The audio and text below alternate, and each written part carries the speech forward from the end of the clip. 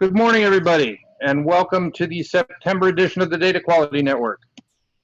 I wanted to start out with a reminder that we have set up a voluntary contact list, and I'll leave this up on the screen for just a second. If you would like to be able to communicate with other PIMS administrators across the state, tinyurl.com/PIMS-LEA-contacts will give you a form that you can sign up to. There's a lot of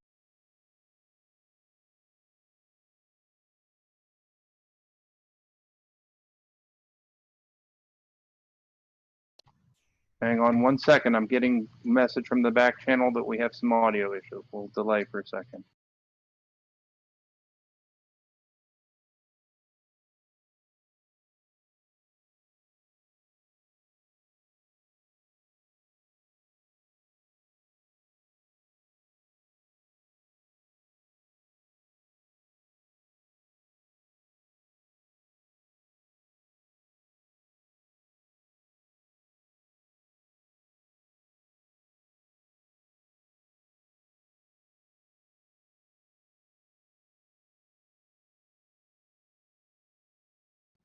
We'll do a quick check. If you could, on the back channel, let us know that you can hear again and see the content.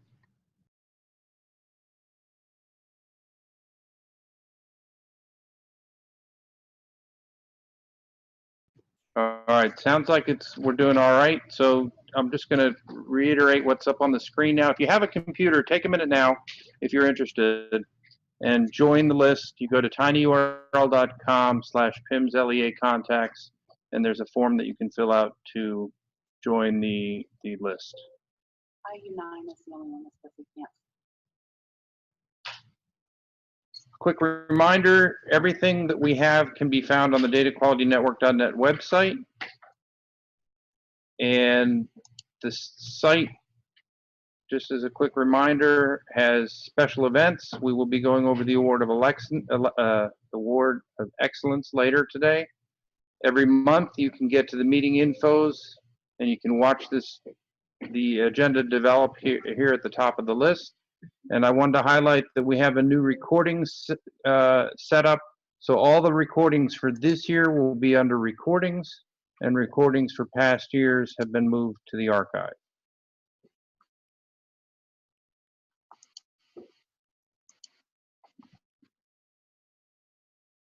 So we'll keep going, and thank you for the updates that we got last month on the manuals and the October 1 changes. And again, the reminder that you can join the contact list. As always, you can ask questions, and we encourage you to do that now. This is the September of 18 EQN meeting, so that's the link for today's meetings, or today's questions. And as always, we're collecting information for future topics. So we've done a little bit of a change to the agenda. So if you came in thinking we were doing PVAAS first, we're actually doing the Future Ready presentation first. So without further ado, I will stop sharing and turn it over to IU15. IU9.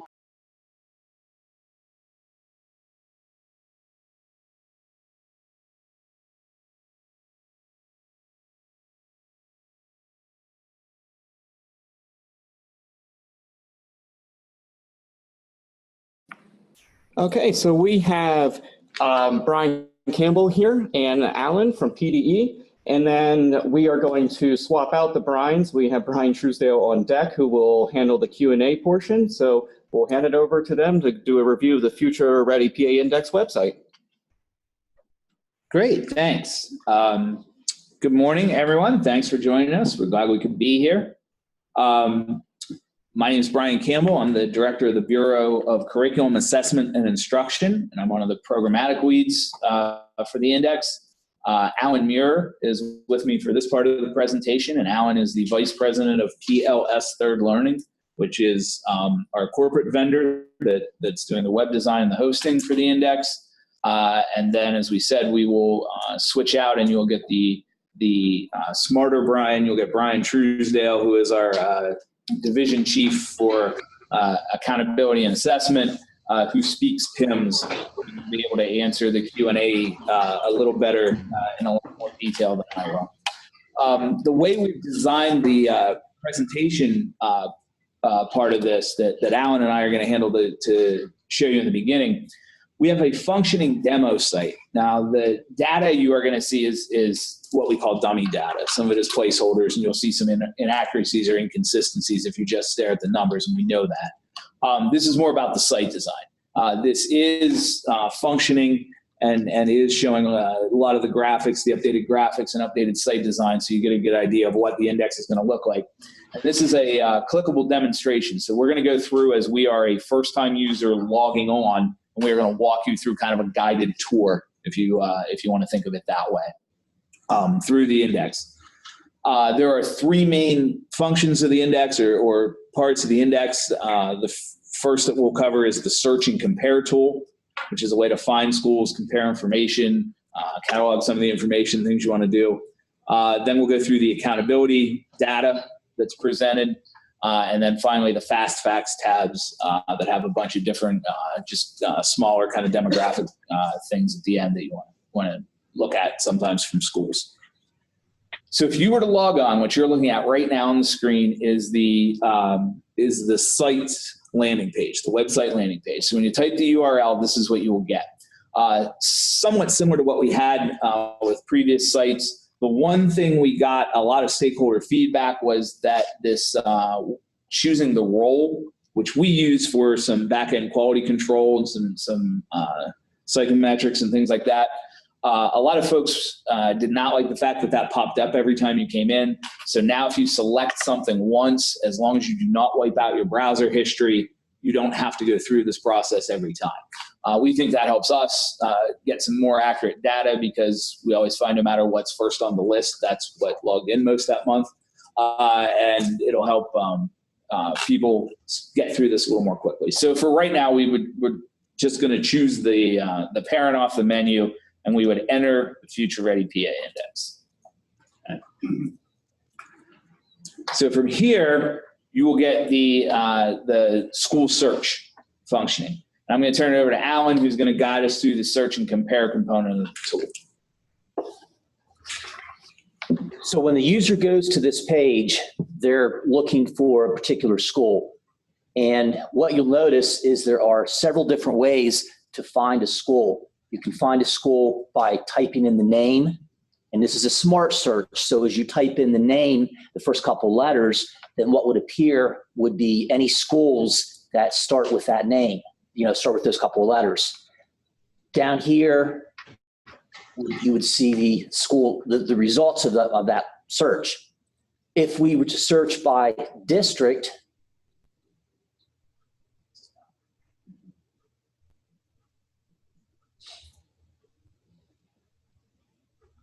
what you notice is you could select an intermediate unit. If the user selected that intermediate unit, then what would populate in the county and the district would be counties and districts that are associated with that intermediate unit. If the user decided to search through a county, then they would select a county. School districts that are associated with that county would be populated. And then you could come over here and select a particular school district. And what you would see in the results down here would be the schools that are associated with that. So again, it gives you some couple different angles in which to search for schools through IUs, counties, and districts. A third way to search for schools is to look at a map of Pennsylvania. So here we have a map of Pennsylvania. It's broken into the different counties. If we select a county, it zooms in, and what you'll see is this county will be broken up into the school districts that are associated with that county. And within those school district areas, you'll see pins for the individual schools. We don't see that now, that part's not functioning, but it'll be there. Over here on the right, you see the number of schools that would be associated with that county. Again, this is, Brian talked about dummy data in here. There's not 101 schools that are associated with Center County, so just keep that in mind. If we wanted to see the list of schools, we would click on this and you would see the school list. This is where a user could click on the school name and that would take them to the school page. So I'll back out of this.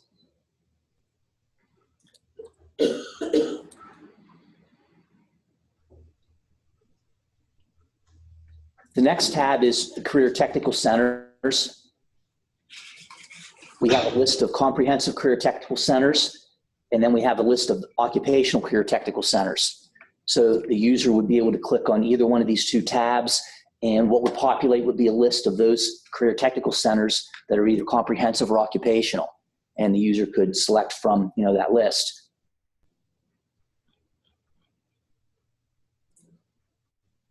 We also have the charter and the cyber charter schools. So here would be a list of charter schools. User would select a charter school that they're interested in, or if they were looking for a cyber charter school, you would have that capability as well. So this way to find a school is pretty typical of what you would see on a lot of different sites. As we talked to different folks and we gathered feedback, one of the things that we heard was folks want to be able to find a particular school based on characteristics that might be similar to their school. A definition for similarity was difficult to come around. So what we did was we created this more search options. With more search options, you can search for schools based on school information like grades, enrollment, school type, setting, zip code. So the user would go in here. We could move to like grades 3 through 9. And then what we would see over here in this result list would be any schools that would contain grades 3 through 9. We could continue to make clicks or selections for enrollment, school type, setting, different things like that. And that would take this list of 2,984 schools and whittle it down into a smaller, more manageable list based on whatever characteristics you were looking for. Other characteristics are demographics.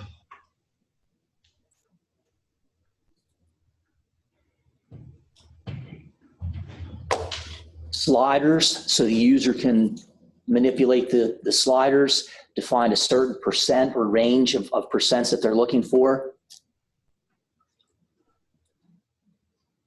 A third way to use the more search options is to find performance percents. So percent proficient or advanced in mathematics, science, growth, attendance. Any of those measures that are federally reportable will be included on this. So what the user can do is go through and select as few or as many of these characteristics, and the resulting school list would reflect what those characteristics were. So it'll allow schools to really, or users to really hone in on a particular school that they're looking for. And we got a lot of feedback on this. The ability will in this tool then would be to, as you do this, you kind of store schools. You may compare up to 8 schools. It will keep one you search. If you have used Excel where you freeze a column and you're able to scroll beside it, freeze a school and compare up to 8 schools. And we got a lot of feedback from both parent community stakeholder groups and educational leadership stakeholder groups about this function and the kind of desire to have this function. I think for the parents and the community members and things like that, you look at folks who are maybe new to an area or things like that, the ability to find certain types of schools or what the type of school is going to be like in their area if they're new maybe to the state, or they move across the state and they're in a very new area and things like that. I also think it gives context for parents sometimes. While a lot of people worry about comparisons, and certainly they can have a negative connotation, I think there's a lot of positives in, you have a 70 in algebra and the parents think, the high school is the worst place in the world, and they lock on, they start scrolling through and realize the state average is 42, and maybe your 70 all of a sudden, looks a heck of a lot better.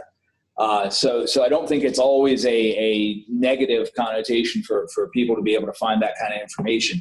I think from the school leaders, I think there's a lot of power in this, in being able to network, being able to, you know, whether it's formal in PLC or cooperating in professional development or sharing resources, or just informally, you know, if you can build a school with very similar demographics to yours, you know, and maybe select, you're struggling with chronic absenteeism and regular attendance for your students. So you find a school that has a very similar makeup, you know, on the other end of the state that's doing very well. You pick up the phone and call them. You say, you know, what program are you using? What kind of relationship do you have with your you know, your JP and your local kind of truancy prevention and things like that, and just kind of start to build this base of people being able to share resources and share information. So once we manipulate all of these things and find a school, and we're going to choose Apple High School, or made up school here. First thing you see for a school is the school landing page. Okay. The splash page in nice website terminology here. This is your first overall snapshot of school performance. Okay. You'll see that there are 3 categories of indicators on the index: state assessment measures, on-track measures, state assessment measures, obviously testing data, on-track measures. These are things that have to do with on-grade performance and transition between grades. We know some transitions between, especially elementary and middle school, and then middle school and high school are very important times for students, and where some students kind of get lost in a gap. And then we've got college and career measures. We've got output measures. Education in general has never been a place where we've done a lot of tracking and measuring of graduates. It's kind of, we get them to the door, we get them a diploma, and, you know, we pat them on the back and say good luck. So we've got some data to kind of track that. You'll see there are scoring in our federal indicators. There are 6 indicators under ESSA which are considered in school identification for comprehensive improvement or targeted support. Okay, there are 6. It yields 8 scores because proficiency is in math and reading, and growth is in math and reading. So there are 2 indicators in each bucket which are considered federally, but it's 8 scores because the 2 testing indicators are in each subject, if that kind of makes sense. You can see that there's no overall aggregate score, but each individual indicator is scored with an icon. Okay. Those icons, there's one of 9 possible icons, but they really represent 2 different conditions. Okay. The first condition is the color of the icon. The color of the icon indicates the school's proximity toward a 2030 goal. Okay. This is a 13-year plan. That's one cohort, K to 12. Okay. So 13 years out is 2030. We were required to establish 2030 goals for our federal indicators. For the indicators that we had measured previously, those goals are already in the ESSA plan. For the 2 new indicators, chronic absenteeism and career readiness, those were established through performance measures, which were quartiling process. A school that's icon is blue has met the 2030 goal. Okay. One of the things we were very careful to do, one of the issues with No Child Left Behind, I think, you know, it's a very noble goal to go to 100, but it was planned out in a very, very short period of time, and it was done in very unequal steps, and it was very hard to measure. Okay. We used a closing the achievement gap methodology where we would reduce the number of non-performers by 50%, okay, cut the non-performers in half by 2030. Because we're doing that from a state baseline, there are plenty of schools we know are going to hit that mark before 2030. In fact, in sample data runs, there are schools that hit the mark in the first year, and that's good. It's great. Okay. So if you achieve the 2030 goal in that year, your icon is blue. Okay. Because, though, it's a 2030 goal and we're not at 2030, okay, there are also, and right now the screen says improvement. That word has been changed to interim because they're not measured by growth. There are interim targets. Okay. Those interim targets are used by there are two. You have a state interim target and a school interim target. If you take the number of non-performers you have to reduce and you divide it by 13 for the 13 years, you get interim targets along the way. As long as you have hit an interim target between either the state baseline or your school baseline and the 2030 goal for that year, you get green. Okay. We've purposefully used blue, green, and red, even though green, yellow, and red seems more intuitive, because it's not a positive condition, a neutral condition, and a negative condition. Okay. There are two positive conditions and one negative condition. Okay. So green is okay. Green is still good. It's okay not to hit a 2030 goal before 2030. You've hit a target, and it shows that you are making enough progress between the baseline and the 2030 goal that we have confidence that continued that rate of progress, you would hit the 2030 goal in time. A red icon is meeting neither target. There's also a shape to the icon besides the color. The shape of the icon shows your performance score relative to your score in the same indicator the previous year. Okay. The three possibilities are an up arrow, your score improved from the previous year. A dot has two possibilities. One possibility is your score is not moved significantly enough to make a determination. And that's a number below 0.5%, okay? Because it would get lost in rounding really anyway, okay? So if you go from a 91.2 to a 91.4, even though that's a slight increase, it's going to be a dot because it's not enough of an increase to measure without losing. The second possibility of a dot is you did not have a score in that indicator previously. This year, the entire state will have a dot for career readiness. There was no career readiness indicator previously. We can't compare to prior performance. There is no prior performance. Okay. Places that might show up down the line too, though, are end count. For several years, you didn't report a subgroup, say it's English language learners or something like that, but you've always had 17, 18, your population's growing, and then you finally hit 21. You can report that year. First year, though, you would get a dot because there's nothing to compare it to. Okay. The third possibility is a down arrow. Down arrow, your score has decreased. It's decreased. One of the important things with the arrows, and there was a lot of parent community feedback about the arrows, is in previous systems, it's been very hard to compare one year's performance to the next. And a number would drop or rise or things like that. And a very frustrating call, because there are so many factors in that aggregate score, is, why did our number drop 4%? Okay. That's a pretty long explanation. And to someone that doesn't have an educational statistic background, sometimes it's a very difficult explanation. Okay. If you finish, let's say in year one, you're at the 2024 goal. Okay. You're solidly green. You're right in the middle of those interims. But you're not making much progress. In about 5 years, you're going to be red because that baseline will catch you from behind. Okay. Conversely, if you are sitting at that 2024 goal and you're green and you're making progress at a faster rate than those interims increase, you're actually going to be blue. Okay. So it's sort of an avoiding surprises kind of thing, right? If you're green with a down arrow, okay, your scores aren't increasing. There's a danger your next move is red before blue. Okay. And you can see the colors and the icons there. At the bottom of each of these cells and you'll start to see, Alan's going to talk about cell design in a second. You continue to have one of these navy blue bars. Those are usually your drill downs. They continue to drill down.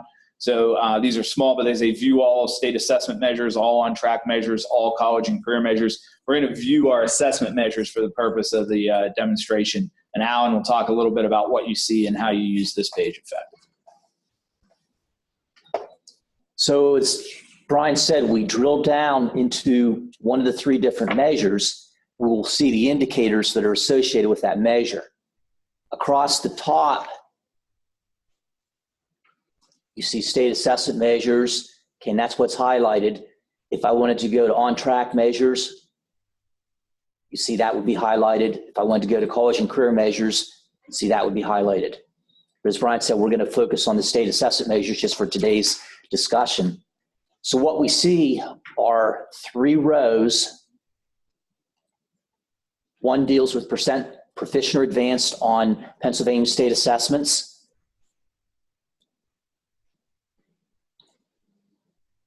The next row deals with meeting annual academic growth expectations. And the third row deals with advanced on Pennsylvania state assessments.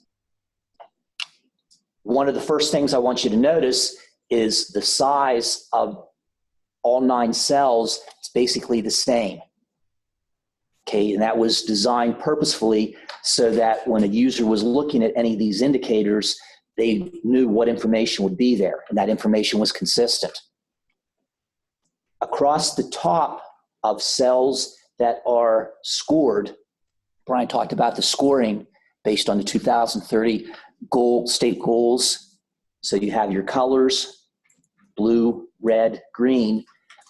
The colors for the cells correspond to the scoring that you would have seen on the individual school page, the splash page. So here we can see English Language Arts is green.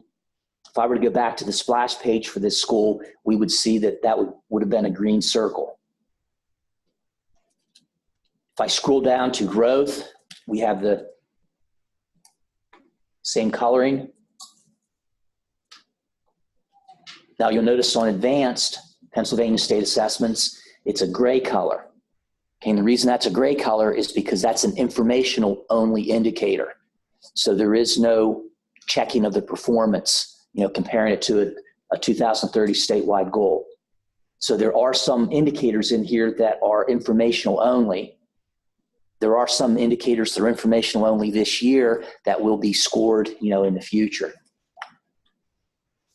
I'm going to scroll back up to the percent proficient or advanced. And now look at these individual rows that are in the cells. Okay, the first row is percent proficient or advanced. So that's the actual percent that would apply to whatever indicator we're looking at. The second row is a statewide average. The third row is the statewide 2030 goal. The statewide average and the statewide goal provide some context to the user. So when they're looking at 64.4%, they have an idea of how that compares to the statewide average and then where you're at in comparison to that goal that you're working towards. Growth, same kind of idea. Now growth is on a scale from 50 to 100. It's not a percent. So you notice that we have the academic growth score here, and now we have these numbers. You still have a statewide average. You have the statewide growth standard that you're working towards. On advanced, the percent, the statewide average, because this is informational only, you don't see that 2030 goal. If I go back up to percent advanced, proficient or advanced, then you see these blue drop-down menus that Brian was talking about. So if I wanted to look at the student group breakdown, so in other words, look at the demographics around, in this case, English Language Arts, I would click on this student group breakdown. If I wanted to look at the student assessment participation rates, I would be able to do that as well. And you'll notice that the student group breakdown is associated with all of the indicators, whether they're informational or not.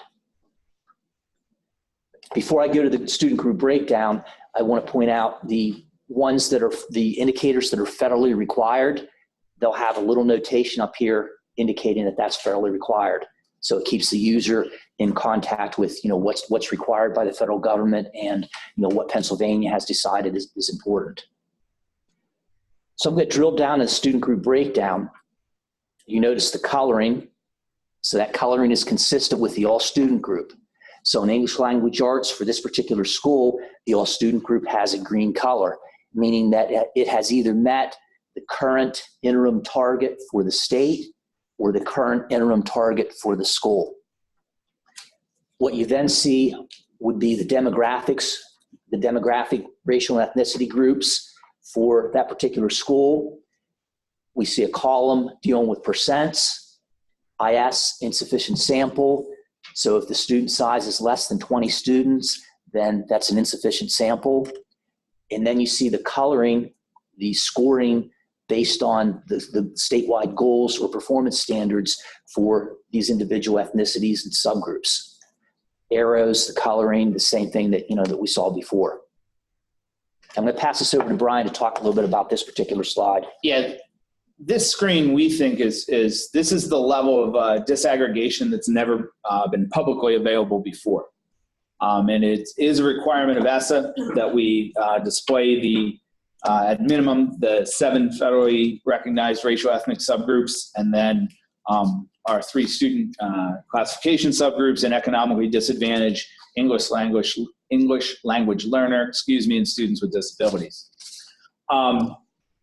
One important thing to know as we go through this, we're talking relatively quickly about some of these things, IS and some of the different indicators and things. There is still the appendix tab, the glossary tab at the bottom of the screen, as there has been on previous sites. So you can still get that, print that out. I know at times folks like that for professional development or different things like that. But also, one of the goals here was to really expand the interface of this website. The previous website it's on a website, but it's not user interactive. There will be hoverovers with definitions. So hovering over a number gives you a formula. Hovering over a word gives you a definition. Okay. So folks will get that if they're not clear what the IS is when they get to it. They will understand, and they can do that without toggling in between screens and things like that, so that parents that aren't as familiar with, again, the educational statistics and the kind of lingo that we use quickly would be able to figure some of those things out. Again, this level of disaggregation is something we're pretty proud of, and the presentation in this screen. We feel that this is the place where accountability is a requirement, and it is what it is. We're stuck with it. Sometimes it's for good or for bad. This kind of screen, we're hoping, though, is a level of accountability that we weren't displaying in Pennsylvania, where we can make some programmatic decisions. Okay. My previous example of how do you raise your school 4 points in 1 year, that requires a lot of work and a lot of thinking and a lot of moving pieces, and sometimes it's very difficult, to be honest. Okay. When we look at this, though, we see some real specifics. Okay. And when we look at one group that we've got, a pretty low performance and it's trending down, and overall there's really only 2 groups performing poorly and trending down, you can start to ask some programmatic questions of your staff, of your school board, of your leadership. Parents who call are now going to call with some more targeted questions. Okay. And, then you can start thinking of things like, okay, it's students with disabilities and economically disadvantaged. How much overlap do we have there? How do we identify kids? We often know that economically disadvantaged kids are migrant students. Does that mean that they're not going through our feeder pattern the whole way? Is that why we feel like their scores are declining? These are decisions that you can start to make, resource allocation conversations. You can start to have curriculum design and curriculum choice conversations and things like that, more than just a blanket, wow, we have to pull our scores up. Okay. This level of disag is available, as Alan said, for all of the indicators, scored or not. One other important thing to remember, where we have state averages, remember that the state average is not a component of the scoring. The 2030 goal is the measure for scoring.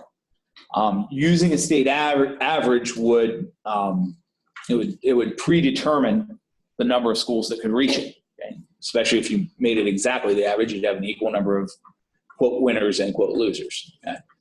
The average is important for context again, okay? Because you could have parents. One thing, you have parents and community members unfamiliar with the testing system say, well, why is here's a 64 that's green, but down here, here's a 70 that's red and things like that. It's because we know that typically there's a higher level of performance on the ELA test and the math test and things like that. The other place it's really important when you get into some of the career measures and things, a conventional high school that 15% of the graduates earn an industry certification, it's actually well above the state average and is doing very well, okay? Because there's been such a focus on test scores, I don't know that the community and parent groups are trained to ever look at a 15% blue and be happy, okay? If you see that the state average for conventional high school is 9, maybe you're happy. Conversely, if you're a CTC, if you're a career center and 15% of your graduates attain that industry cert, you're doing poorly. You're not doing very well at all, okay? So I think you need that context. And those averages are unique to some building types, okay? So CTC would display a different average. Okay? School with only Keystones would have a different average.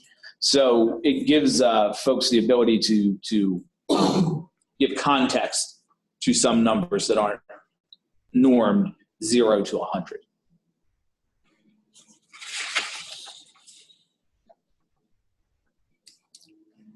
Very quickly, Alan will kind of take us through the grids and the other 2 buckets for a second.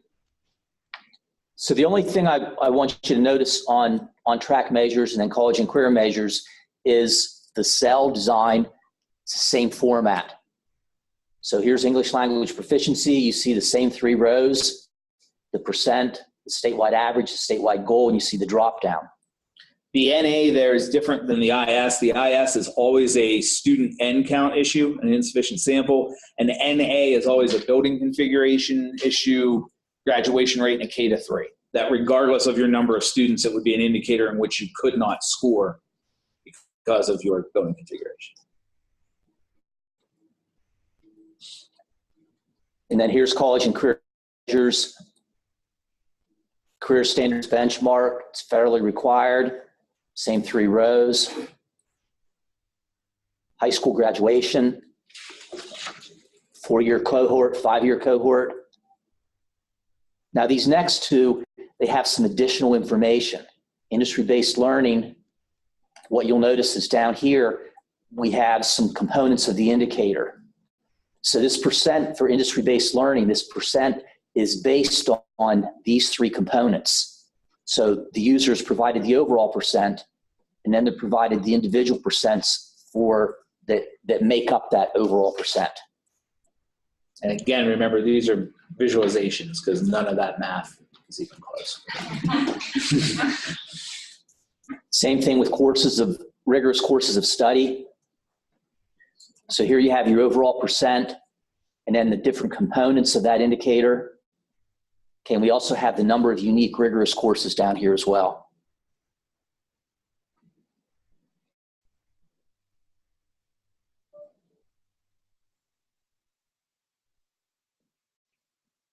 Okay, 2 other pieces of information that users that are looking at schools might be interested in would be the school fast facts.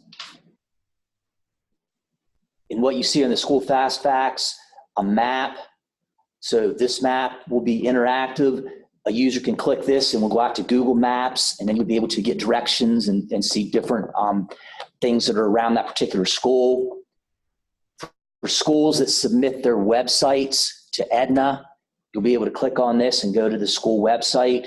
So it's important that school officials make sure that their websites are up to date in Edna, because that's where we draw that information. We have percent enrollment by student groups. Okay, the grades offered. Over here we have percent enrollment by race, ethnicity. If the user hovers over the pie graph, you see the population that it refers to, and then you see that it's highlighted down here in the chart. If I continue to scroll down, I see 3 tabs down here that would take me to other sites. One is for school safety, the special education data report, and the state audit. District fast facts.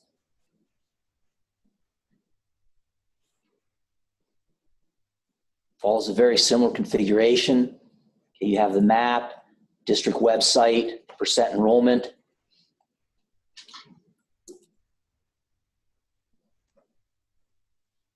Down here, some other specific information pertaining to the school district. The one tab that's different is the fiscal information. So if a user were to click on fiscal information, it would take them to a page that shows the district fiscal information, very similar to the previous website. In the future, there will be school fiscal information, but that's going to take a couple of years for that to, to happen. Remember, there are a few components of ASSA that we had not previously gathered, and we're starting those, including subgroup. We do not need to report the performance information, the accountability information, but we do need demographic information for 3 additional subgroups. I know a lot of you, military connectedness was something we had to start last year through enrollment and things like that. Foster care and homeless are also student groups we now track demographically. And again, as Alan said, that fiscal report, that is going to change in that there are requirements to take per pupil expenditures to the school level, school building level. Pennsylvania's never done that. So this would begin the first year of data catching. And we have about 2 years out before we go to reporting with some of those things. One of the big things we wanted to make sure, we heard a lot of feedback. The district website gives folks ability to go right to your school and see some of the the non-active academic achievements. You'll have information up about the musical and the football season, and the goings on that are just as important, especially to folks that are moving in or new to the area and things like that. A lot of the interface, the connectedness with Google, that helps drive this, both the search, but also this page. We had a very conscious effort to create an interface and create a user experience. Again, we had a website, but we had a scrolling list. It was something that was displayed digitally, but was not an active interface. And that was one of the things we emphasized very early on. I think the analogy I gave Alan is, we have an Atari, I want a PlayStation already. So we tried very hard to create something that's an interface and an experience for users. One of our hopes in doing this presentation with your particular this particular group and this venue today, a lot of this, when you're looking at PIMS entries and you're looking at templates and you're looking at spreadsheets and we're doing those kind of things, sometimes it's hard to visualize the end product. And our staff is sometimes hyper-focused on this end product. And when you're calling in for technical assistance and wanting to top columns and not understanding, why is 0 there or a V there is that important and things like that. And we're like, because it's going to kill my whole display. This hopefully gives you an idea, at least of the end product and what we're trying to do in pulling these tabs and what we're trying to do differently. Why we think this presentation format of the dashboard, of scoring inside each indicator, of eliminating weighting and an overall math formula that probably overemphasized some indicators, made them more important than others. It was very important to our administration and our design team to eliminate some of those components. So it has changed some of what you guys do in the data field. So our big goal, our big hope in this is that by seeing the end product, it helps us speak the same language a little better when we work together to pull your school's individual data and move it into our kind of new display in our new warehouse. So I will use that segue into, I will tag my tag team partner off into the conversation here. I'm off to make a second presentation. But I'll use that segue into question and answer, and he and Alan have wealth of technical expertise and can help you do exactly that, kind of help you get your questions answered so that your school's display is populated and accurate and looks the way you want it to look. All right, great. We'll take a minute here to allow people to submit questions, and then we'll go right into the Q&A session.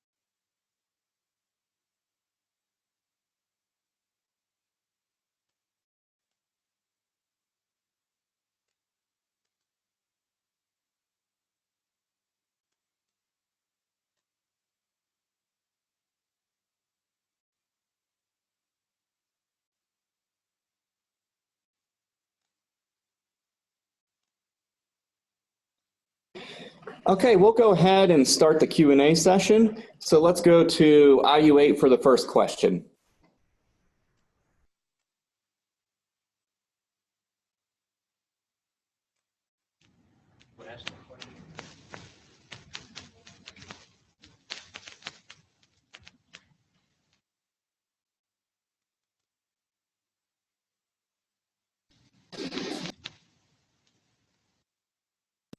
So it sounds like we're having a little bit of audio issues from IU8. We'll actually jump to IU21 and then we'll go back to IU8. Okay, we're not sure who asked the question here. Oh, there we go. We can hear you, Barry. We don't know who asked the question. It's anonymous. That's okay. I'll read the anonymous question then. Are there any approved curriculums out there to help meet the career standards that have been proven to be successful? That's a good question, but I am not the person to ask about that question. Actually, I think it's a good time to highlight the importance of this program and specifically the Data Quality Network. I think that this is a great forum for you guys to get together and talk to one another about programs that you have found to be successful. That was one of our hopes a few years ago when the small group of you launched the Data Quality Network. So I'll punt a bit, but I'd say we're in the right place for you to get the answer, just not from me. All right, great. Then we'll go ahead and go to IU21 for the next question. Good morning. When will the Future Ready Index website go live? Released a date for that yet. So far, all we're willing to say is late fall. Now, in part, that's because we truly haven't pinpointed an exact date yet. There are a lot of decision makers involved in that decision that haven't come to a consensus yet about the actual launch date. What I can tell you is that you will have an opportunity to see all the information in a preview before it does go live, so it won't be something that we spring on you a week before it happens. Just as there was for the SPP, there are multiple data review phases, of which you've already seen one, or your district at least has seen one. There'll be a couple of others, inclusive of a total preview of everything as it's going to be launched, displayed exactly as it's going to be launched publicly. All right, and does that answer your question, IU27? It looks like that was a very similar question. Yes, it does, Shane. Thank you. All right, great. We'll go to Greg at IU13 then. Hi, I can't get the camera. Hold on.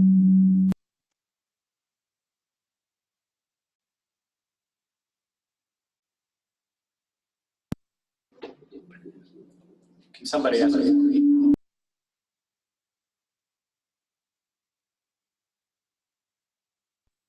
All right, Greg, I'll go ahead and read the question for you here. So the question is, I noticed that the subgroup for students receiving special ed services is listed as students with disabilities in the breakdown areas.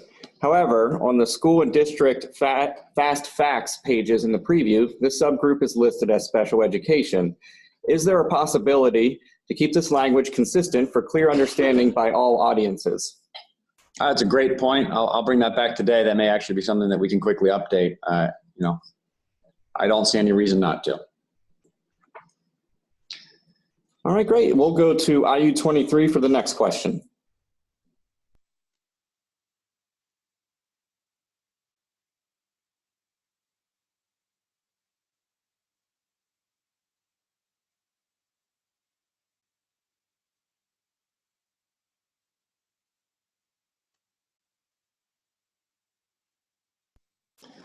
All right, is IU23 with us?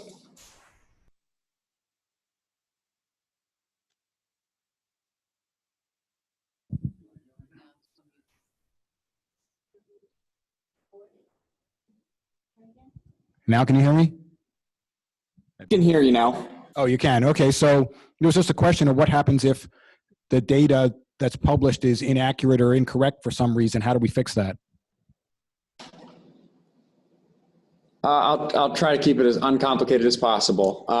Very similar to what you may have seen for the school performance profile, for example. If you were to find an inaccuracy in the data, we'd hope that you'd do that before we launch publicly, given that we have a series of preview windows. But whether that's discovered during the preview window or after it's been launched publicly, what we ask is that you email us at our RA account. There's a Future Ready PA RA account. It's RA-ED Future Ready PA. It was put out to all the superintendents when we put the first preview window out. Email us exactly what the error is and how serious you believe that error to be, being as specific as possible. We're willing to take a look at any error and see what we might be able to do. I can't promise you that we can fix every error. Some of those things are related to child accounting data that's already been used, for example, for funding purposes. And for auditing purposes, we can't have it say one thing on the Future Ready Index and you have been funded in a different way based on what you reported. So that's one example of something that's a little bit difficult to change. Other things are relatively easy to correct after the fact. We'll work with you depending on your circumstances, but we do look at those on a case-by-case basis. All right, great. We'll go to IU 15 here for the next question. Right here. Do I have to actually use the microphone? Yeah, you're on camera. My question was, and I don't know if we still have the website that we can go back and look at, but under the assessment tab, when we were examining the subgroups page,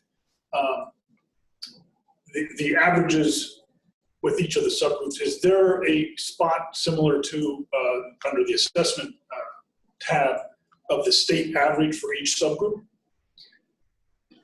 No, but that's actually a good piece of input. We can take a look at that. That may be something that we can add relatively quickly. The struggle on our part has been, as we try to highlight all of the subgroup information, the screen gets cramped pretty quickly. And we've experimented with a lot of different pieces of information on that screen. And what we found is that generally, stakeholders, including parents and administrators, have told us that less is better, that, you know, just trying to digest the piece of information and give them some context from which to start a conversation is better. If popular sentiment is that we should have the statewide average by subgroup, it's certainly something we can look at. I was just thinking of Brian's statement when he was doing the presentation that, you know, the public might look at a 43% and say that's bad.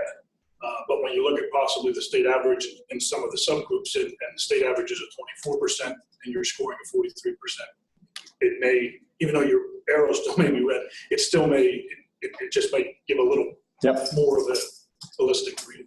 Makes sense. Thanks. All right, great. We'll go to IU 24 for the next question.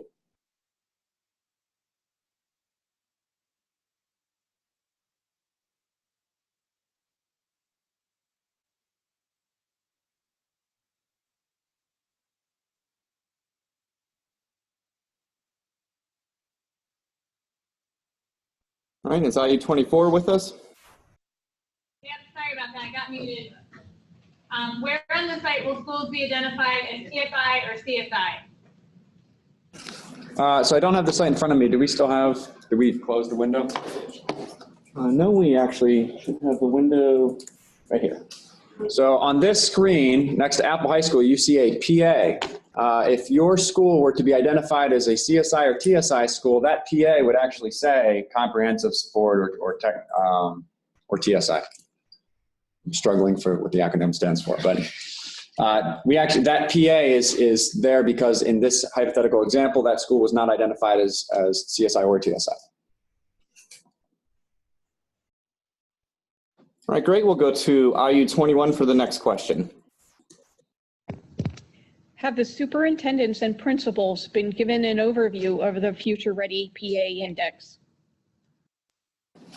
Yes, Deputy Secretary Matt Stem has done a series of webinars.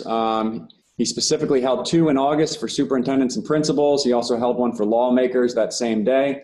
Those webinars were recorded and the links were made available to those superintendents for those that missed it. But we did get a very, very large swath of superintendents during those two presentations that day. All right, great. We'll go to Jane and IU3. Yes. Hi, good morning. Question is from one of our LEAs here. Can you hear me okay? They're wondering if the disability percentages include students with IEPs and 504 both. I think the question was, do they include students with 504s and students with disabilities? Yeah. Special ed students, IEP students. I do not have the business rules in front of me. I'm going to go out on a limb, I do not believe it includes 504 students. I am looking at our special education folks, which happen to be in the room, and they're confirming that it, in fact, does not necessarily include students with 504s unless they happen to also be identified as special education students. Thank you very much. Right, great. And I think I actually skipped over IU6. So let's jump back to IU6 here. Where will the SPP score be located in the new website? If you mean by the new website, the website that we just went through from a tutorial, it will not. The SPP score, or the Act 82 building score, as it's formally called in law, is going to be available on the PDE website under our Act 82 page, but will not be available as part of this site. The SPP was specifically designed for teacher evaluation, and so it will be treated as such moving forward. It will be available under that section of our website, but it is no longer the de facto state accountability system. All right, great. Let's go to IU24.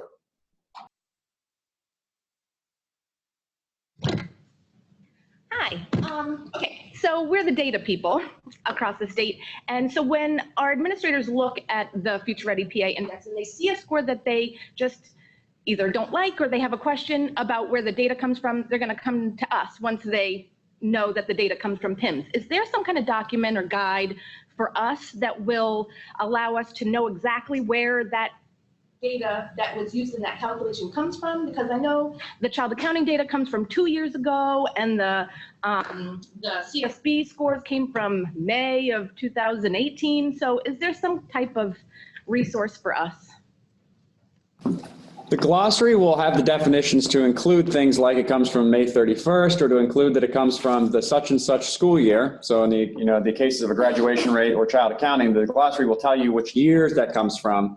Those don't go down to the level of, and here is the PIMS field number this and the PIMS field number this with business rules A, B, and C applied. If that's something that you think would be useful, that's something we could work with our data quality, and now call themselves the Office of Data Quality, to help produce. But that's not something that's currently available. Thank you.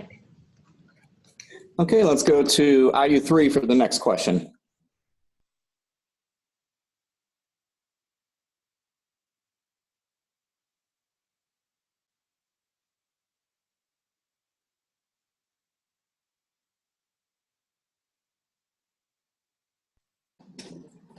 All right, is IU3 with us?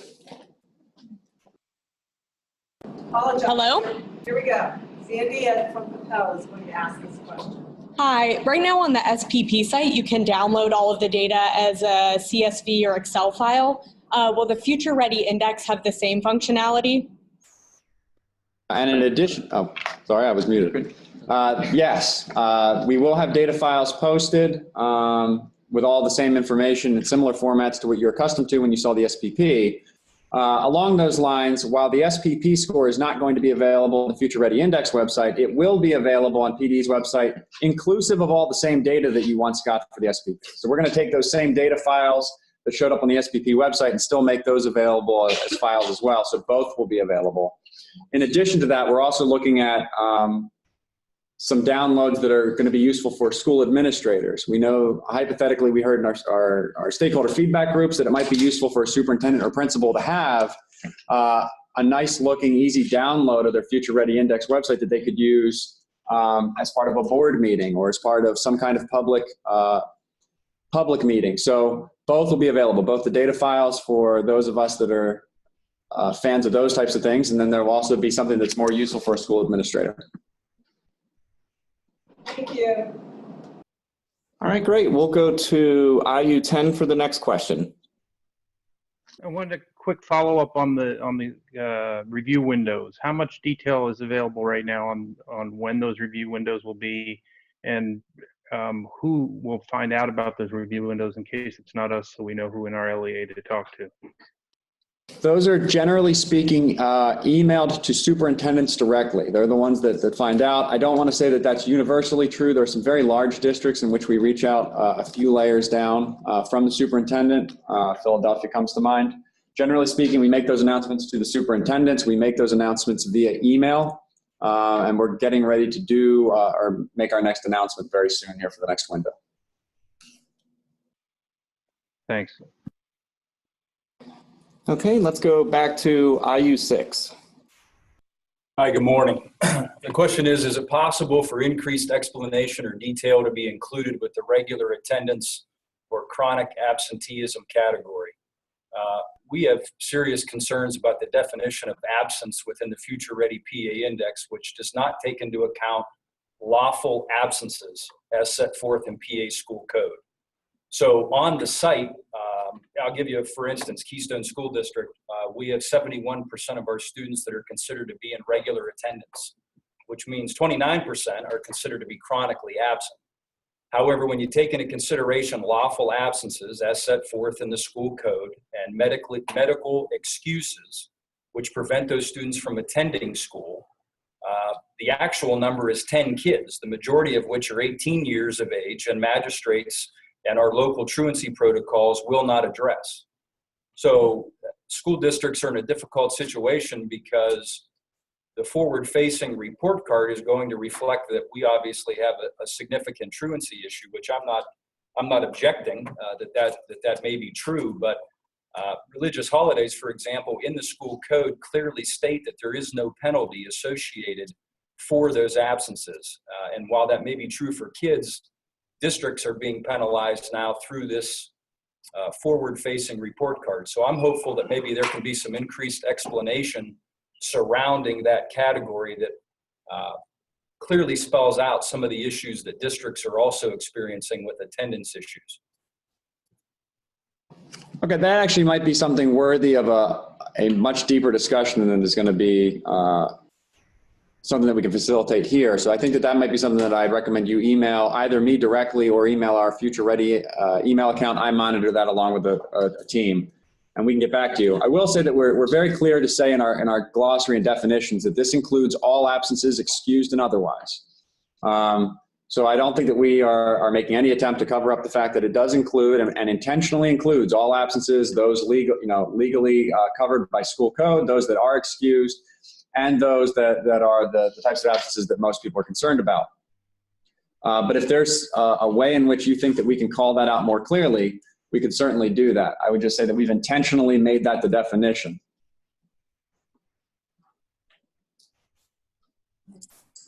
Yeah, I appreciate that. I'll follow up with you. I just think it's really important that people are clear beyond just the definition within the framework there of what this truly represents, particularly those of us that are probably going to have to develop improvement plans or present that information to local boards and stakeholders within the community. Yep, makes a lot of sense. And certainly we don't want to mislead anybody, and we want to make it clear that, what that number actually reflects. All right. Have you had any conversation, or is there any ongoing conversation within the department or even with legislators pertaining to possible adjustments within the school code? Again, we're saddled with a number of things, and again, I'll use the religious holiday as an example, that if a parent requests that, they're out. So I think, again, if there's going to be some universal change to the Commonwealth's truancy expectations, then that may assist us as well. Yeah, I can't say for sure whether or not those conversations have occurred. I have not been part of any of those conversations personally. I will say that, this is a conversation that runs parallel to the concerns about participation rate. So in Pennsylvania, we have a religious opt-out clause within our law that allows students and parents to opt out of the standardized assessments based on religious beliefs. But while that is true, when students or parents exercise those rights and utilize that law to opt out of the assessment, it can result in what you might call a penalty for the school and district. If enough students within one place do that, we are required by federal law to factor that into the proficiency rates. So we're having a very similar conversation about how those types of rights set forth in law for parents and students do have some impacts on the way in which schools are measured.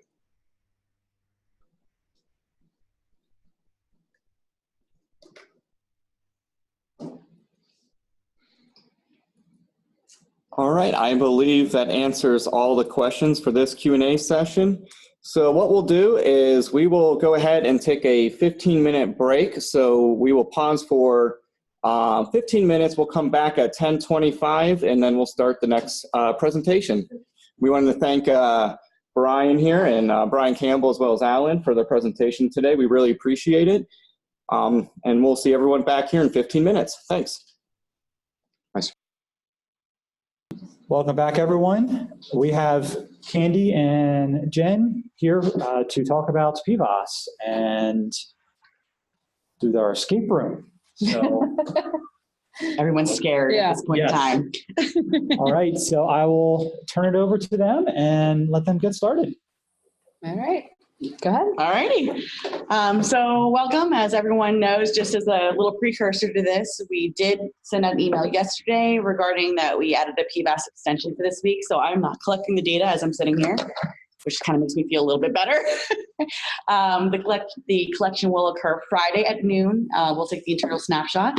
We'll go over a little bit more detail what that'll include in the presentation. But just so you know, the presentation, we haven't updated the actual normal due date with the extension. All right, so welcome to our escape room. As Greg mentioned, this is my wonderful colleague, Jennifer Ross. She's the statewide team coordinator for PVAAS. You guys might have seen her in your districts. She usually takes care of the western side of Pennsylvania. She might come in and help out your principals with some of their rosters. You want to give them a little synopsis of what you do? Yeah, so really I am here as part of the PVAAS statewide team to do all support around PVAAS. So that's everything from, development of resources, trainings, answering questions, connection with, PIMS team to really support everyone in the district in terms of not only understanding, but using the data, using it in the work that superintendents, principals, teachers, everyone is doing. So not just meeting your deadlines and your data. Nope, it's about actually using it for great improvement. And I am the Educator Effectiveness Data Administrator. It's a really tough one to remember at PDE. I'm located there. You might see me sometimes on Thursdays calls for the Q&As. Basically, I'm in charge of the PVAAS, getting your data, cleaning it up, helping you guys to get through, make sure all your testing information and your connections between your teachers and your kiddos are set up there, and hopefully making it a little bit easier on your administrators and teachers when you're time for rostering and your kids are all there for projections. Okay.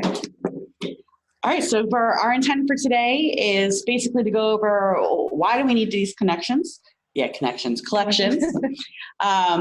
Why are some needed more often than others? And do they really serve a meaningful purpose? Jen's very good at that stuff. Can you go with your PVAAS? Okay, sure. So just want to give everybody a little bit of background on what PVAAS is. If you're not sure about what that is, just make sure we're all speaking the same language. So PVAAS does stand for Pennsylvania Value Added Assessment System. 2 A's in there, not 2 S's. So we always like to emphasize that. But it is web-based reporting of existing data. It's an analysis of existing data. So it's not another assessment. Basically, it's taking a look at our state assessment data, and we're adding a different lens to not just looking at achievement, but saying, what's the growth, what's the progress that students are making, so that we're not only just looking at where they end up, but what's the direction they're moving. We want to make sure they're at least maintaining where they're coming to us when they then leave our classrooms, or if not, we want to at least maintain, but like move them forward in that. So it's all really about the direction and looking at that growth. But it also provides projections to achievement, projections to future state assessments that students may take, as well as advanced placement exams, even some of those college readiness indicators, such as the PSAT, SAT, and ACT. So we have projections to help educators use that information for better placement decisions and decisions, for systems or student level. So it's really here to about making instructional decisions, really, like I said, making that connection to the work that people are doing. So if you do need more information, we do have a link in the PowerPoint for more information on that on a handout. So So we're going to try and get 5 keys today so y'all can get back out of this room and get back to work. Our first key is going to be what we're calling our summer 2018 PIM submissions. Our second key will be the fall. We're going to follow up with winter and spring, and then some communication and access information. Just kind of like what we mentioned earlier, these aren't specific dates. You want to reference the PIMS calendar, the elementary secondary data collection calendar at all times. That's where your official dates are going to be coming from. You will see on the Q&As, once it gets closer to PVAAS roster verification time, weekly we'll have updates on what's going on and what's upcoming. But your main source for all of your dates, due dates, data collections is going to be your elementary secondary data collection calendar, our PIMS calendar.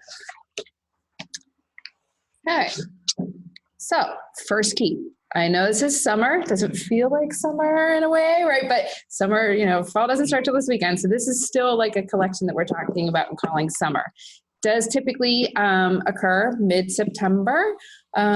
This year, right, our date's still up there is September 19th today at noon, but like Candy said, it's been extended till what? Friday at noon. Friday at noon. Absolutely. So 21st then at noon is when this is extended to. So there's a couple collections there too, through PIMS being that staff collection, and then the student and school enrollment, and then the data coming from Edna. So we're going to talk a little bit about each one of those.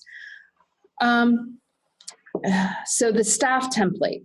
The staff submission for this optional submission by this Friday at noon, it's really going to be used to create new school user accounts in PVAAS. There are about 6 total types of accounts in PVAAS. I know we'll reference those later, but really the bulk of the kinds of accounts that schools have are school user accounts. That's really what's held by most staff and teachers. So if you have new staff, and principals have to go in there and manually create those, it takes a lot of time. So if you are a larger district or a larger school that has a lot of teacher mobility and new staff coming in, this is a huge time saver for them.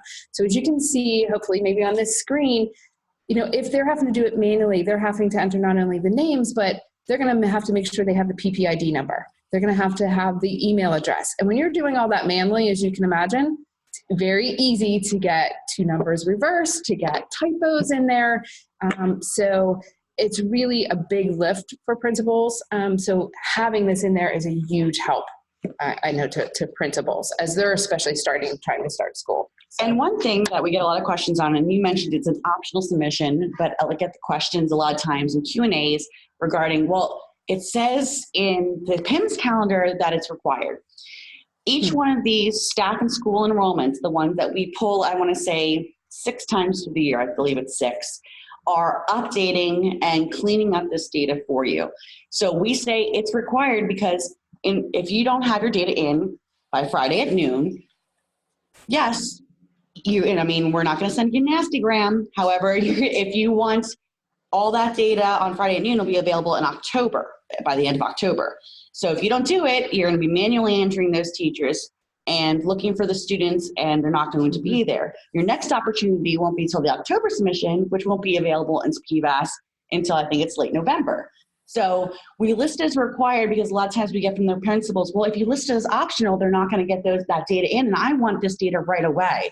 These principals want to look at those projections. They want to look at the new students that just came into their classrooms and into their schools from one building to another. So that's where the confusion sometimes gets involved.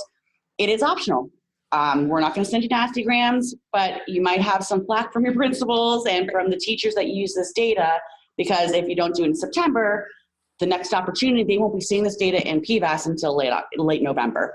Yeah. So it makes a difference for them in using the information. Right. There's usually like a month lag between what I have to do with the data, getting it to PVAAS, for them to do all the longitudinal information to get it where it needs to belong, and then live in your systems after Q&A and testing. Right. And I should point out too, and that reminded me, thank you, Candy, that this is about creating new accounts. So if you have staff who already have existing PVAAS accounts, this doesn't affect that. This is fine. It's not that we're creating new accounts every single year. So it's really about who is new within your school. that might need a new account. So the other piece to that, I know that you were mentioning, which is again really important in terms of using the information and accessing it, is the student and school enrollment information. There is a lot of individual student information in PVAAS that principals, teachers, school counselors like to use in with their other data sources. We've got a couple different reports. I'm just going to kind of click through them here, but we have a child success summary report. We have a projection report. We have some custom reports that teachers and principals can build to look at their specific students that they're serving. And access to this can be a little tricky because in PVAAS, the information they received is from when the students tested last year. So that is the information that PVAAS has, the building and the grade level that they were last tested in. They don't know where those students are this year. We can't just assume they've stayed in the same school.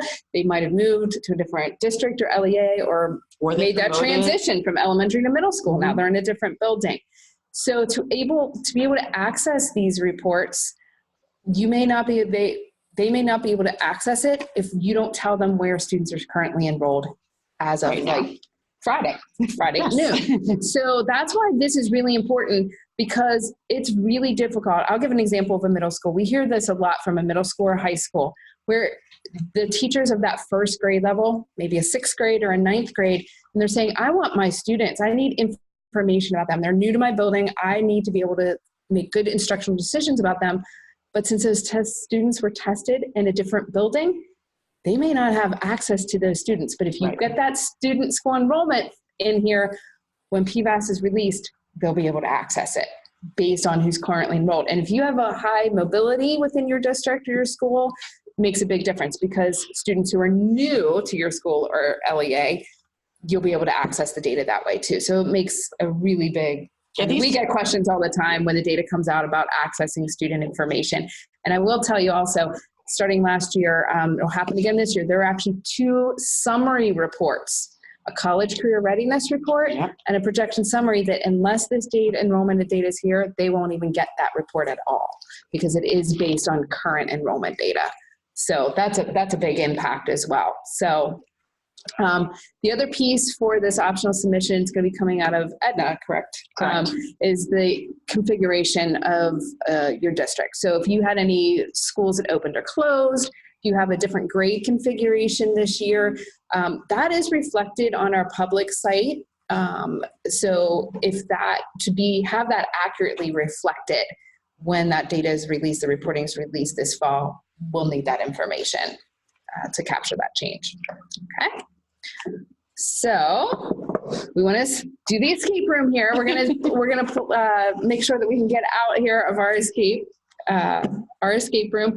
We've got some questions we want to ask along the way. We got those 5 keys to escape. So we're just kind of posing a question here to you. I know it's a lot on the screen, so I'll kind of read through the question. If you were a principal, maybe your principal's coming to you and saying, hey, we're back at school now. PVAAS has been released, but it's only showing us the data from students we had last year. We had students that moved, they moved in and out of the district, out and out of school, but so PVAAS data is not really current, so why not? Like, how did that happen? This PVAAS system isn't helpful at all. Yeah, because it's not current information. So what do we think the answer is? What do you think, Candy? We've got a couple of different answers there. Is it that nothing happened because PVAAS doesn't ever use currently enrolled data? No, never. Okay, right. We do. Is it because we didn't submit the student enrollment data in that first optional submission in September? What do you think?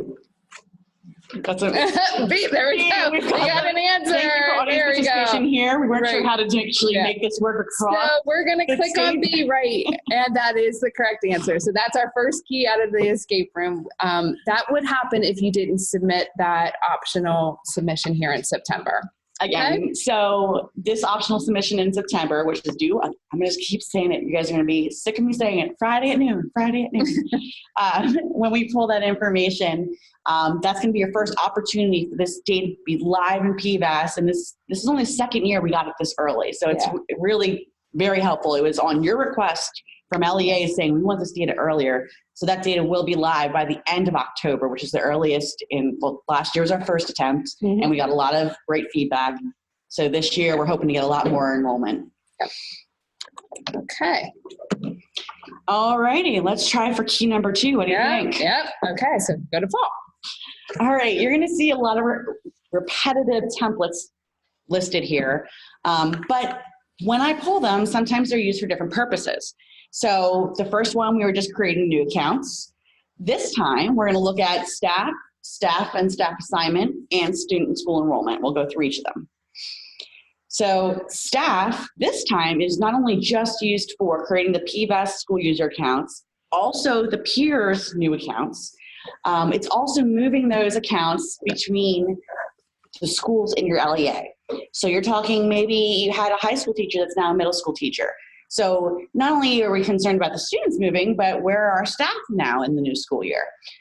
So we're going to have the teachers move around within your LEA, and we're going to create any new accounts you need in the PVAAS and peer system based on the October, which is usually mid-October file. And let's see what else we're going to do. Oh, that's okay. We're also going to pull the staff and staff assignment information. Again, this is all mid-October. It's to pre-populate your educators in the peers system. And peers is that awesome free system you can use for evaluating your teachers. We want to make sure that not only the teachers are in there for you automatically, so that your principals and your administrators do not have to, like in PVAAS, take all that time to manually create them with all that information. But it also aligns them based on what their classification is on their staff assignment to the correct form. Now, if there's ever an issue with the alignment, you can always change which form the staff is aligned to.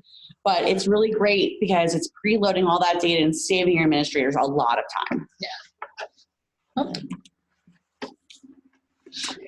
And we've got, yet again, information based on your student and school enrollment. Because let's say it's crazy beginning of the school year. We had a lot of our data in for the September early poll, but it's now a lot cleaner because October 1st PIM submission is now beautiful and clean. I'm looking at Justin for his smiling face for that comment. So now it's mid-October and we've got a lot more data in, a lot cleaner data, and these kids, because they never move around, have moved again. This is another opportunity for us to have updated school enrollment. Where are the students now? What buildings are they in? And this October information usually is your second chance for me to pull the information to PVAAS. And that one is available, October is available in late November. It's about a month. Yeah, so again, it's about giving access to the data to make it relevant for educators to use it for the students, really. Right, Yeah. to make sure that those reports and those projections are on the students that you usually have sitting in your seats. Yep.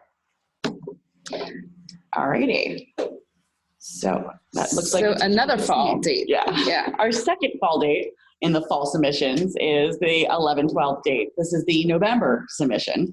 Again, we're just staff move around. We're creating new PVAAS school user accounts and also in peers for you. And it's another opportunity for those data items, which are like your first name, last name, email, PPID, to be preloaded for your administrators for new staff.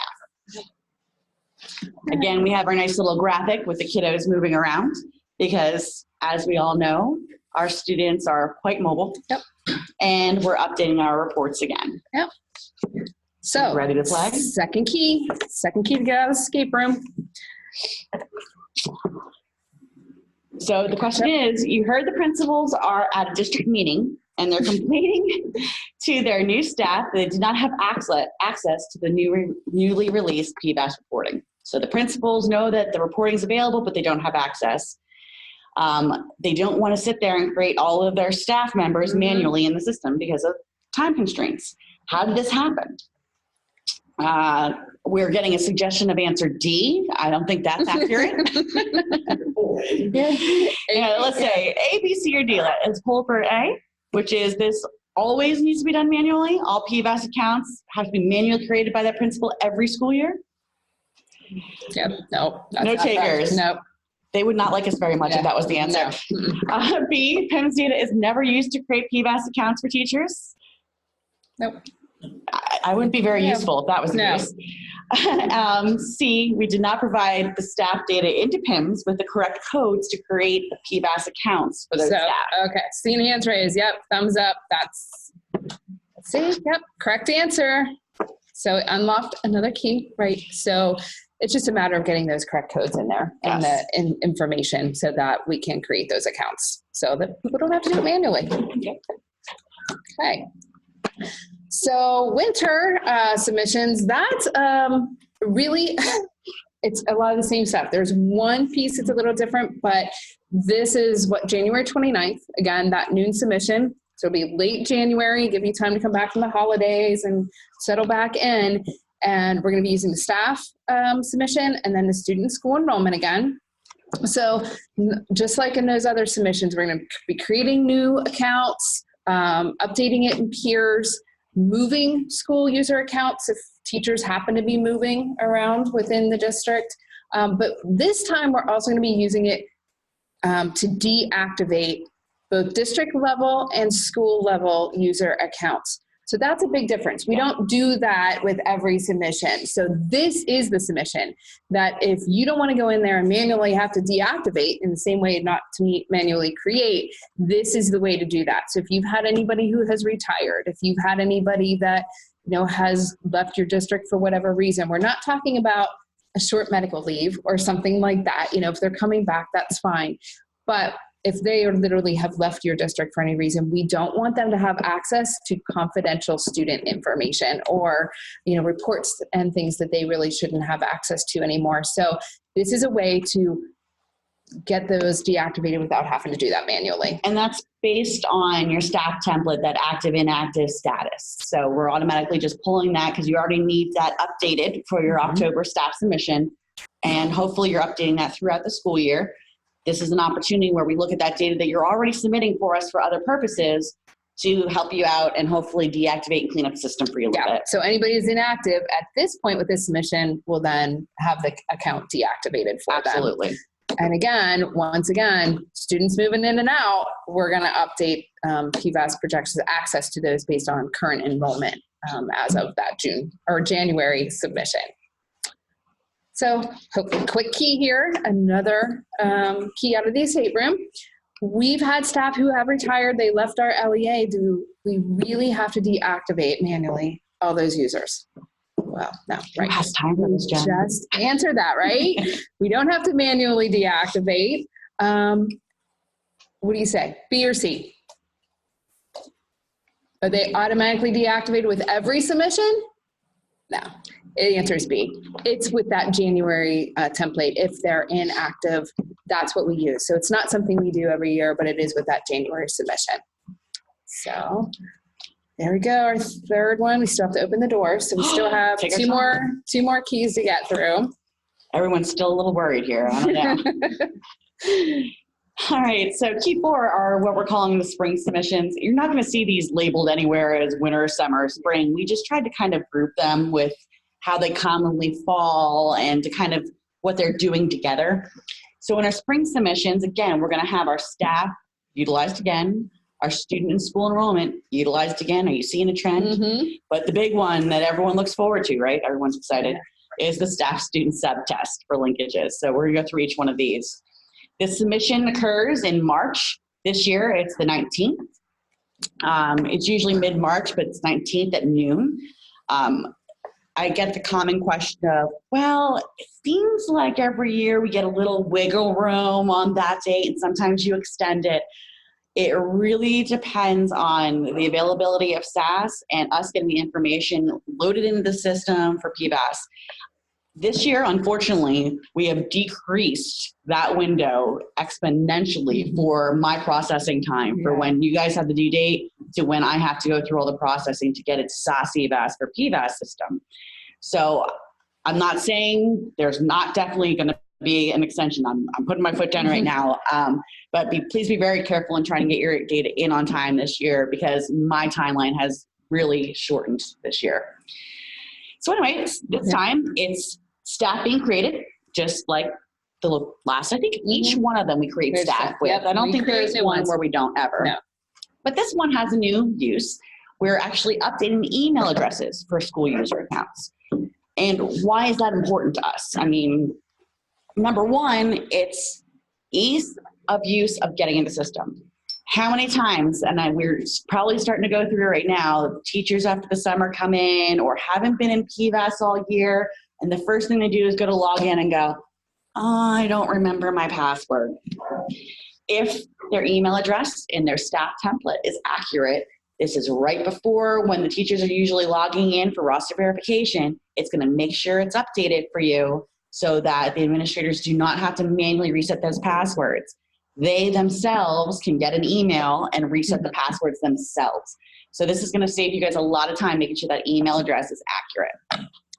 And also so they can get the email notifications that roster verification is open or any important messages about that. So they're not going to get any of that unless there's a correct email address. So this is an opportunity to be able to do it without them having to do it manually. So saving your staff time and accessibility, saving your administrators time, having to reset passwords manually on their own, and again, making sure that they're getting every notification from the PVAAS system that not only the district, but across the LEA have been sending out.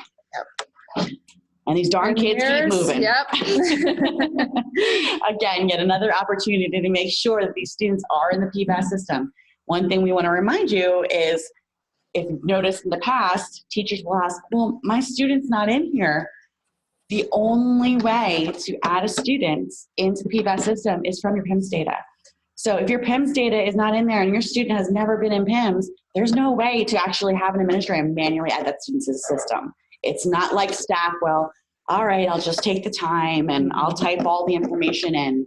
Students must be in the PIMS system, in your student template, somewhere in a student template across Pennsylvania to make sure that you can access them in PVAAS. And even access them in this file, this submission, correct? Absolutely. Okay. So our next file is the staff student subtest. This is your first chance to give us the linkages between your staff and your students and the percentage of time enrolled. And a lot of people say, well, again, why is this required? What was that on average? Like it's 2 hours right.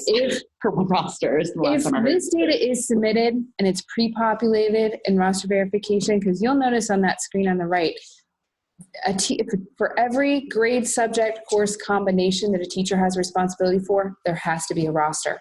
So even if it's the same student, say they're a fourth grade classroom teacher and they teach the same students math, ELA, science, they still have 3 separate rosters in here because we have to connect them to each single test. So they have to have a roster for each, the number of students for each, the percent enrollment, like you said, and the percent of instructional responsibility. So if that's already in there, teachers are telling us it might take us 10 to 15 minutes to verify our roster, which is not a heavy load.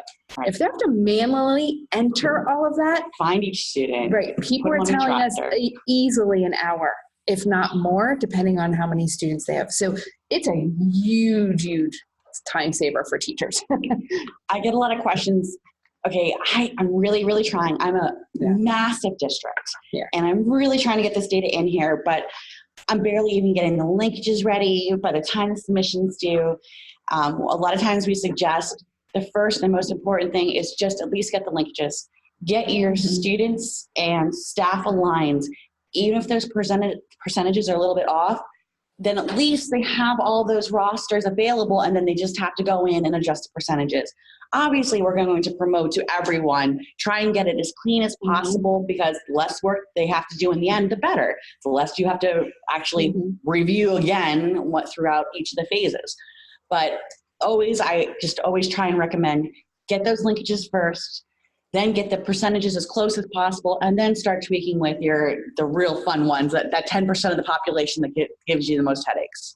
Yeah. So, I have had some districts who said, you know what, can I leave everything as 100% for right now? Because all I know I'm going to be able to get in is that linkage between the teacher and the student and the actual test. That's fine. At least the students are there on the roster. The rosters are created.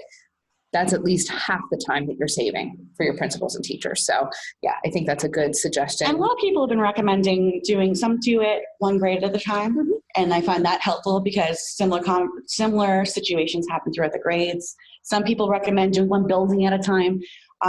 Talk to other LEAs around you. And a lot of times, if you have a common, let's say, geographical setup as an LEA, a neighboring LEA, they have some really great ideas about the best way to get this information into PIMS. Another great resource is talking to people that have the same SIS. Yeah. What are because there's a lot of great ways to do mass entry. There's a lot of mass updates you can do through your SIS vendors. So work as a team, collaborate, and they really, I unfortunately can't know every vendor out there, but they're very responsive and helpful in that. Yeah. So collaboration's the best, I would say, on that. Absolutely. We take the information from student and school enrollment twice. Why are we taking this information?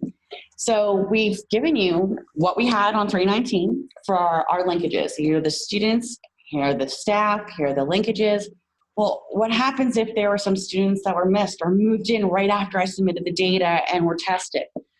So these 2 dates are your opportunity for us, again, to update that student enrollment. Because remember, you can't manually add a student into the PVAAS system yourself. So if they weren't on staff student subtest, if they weren't on your student template or enrollment template anywhere throughout the year and they're not available in PVAAS, these are your 2 opportunities to get them uploaded in there so that your teachers can search and find them and add them to their rosters. All right. Yeah, and you'll hear that term we often use as gap enrollment. That's the reason, right? Yeah. It's that gap between that March system or the March submission and roster verification. So we want to capture any students who kind of came in during that gap window, really. A lot of the common students are out-of-state move-ins. Yeah. Those are ones that I get a lot of questions about. I can't find my out-of-state move-ins. Just make sure they're updated in your student template before the first gap enrollment. They'll be there for you. So that's and the private school move-ins are a lot of the ones that I get questions about too. The homeschools, absolutely. Yeah. So just some of the populations, just keep in the back of your head. Again, because people are like, oh, I have student enrollment to submit again. Don't worry. If they were already in there once, they're in the system for you. Right. Obviously, you want to keep their demographics and everything up to date, but you want to concentrate on those new kids to make sure that they're in the system for you so that administrators and teachers can actually find them manually roster if needed. Yeah, and one thing is if it's submitted statewide too.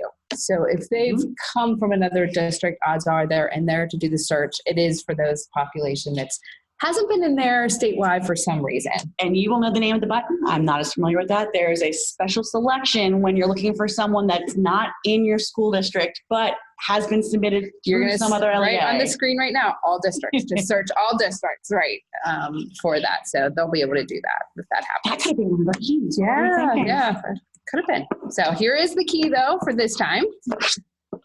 All right, PVAAS roster verification has just opened. And the assistant superintendent is getting ready to call PDE and the PVAAS team as there are schools with no rosters for some teachers. Everyone thinks the data was uploaded to PIMS, including the PIMS administrator, for the staff student subtest collection. What could have happened? Now, I think you'll see a theme in the answers. They all start with the LEA should ask their PIMS administrator first. You might have been trying to get a theme going through here. Right. So it's about, where do you think they're going to go? What do you think they need to collect?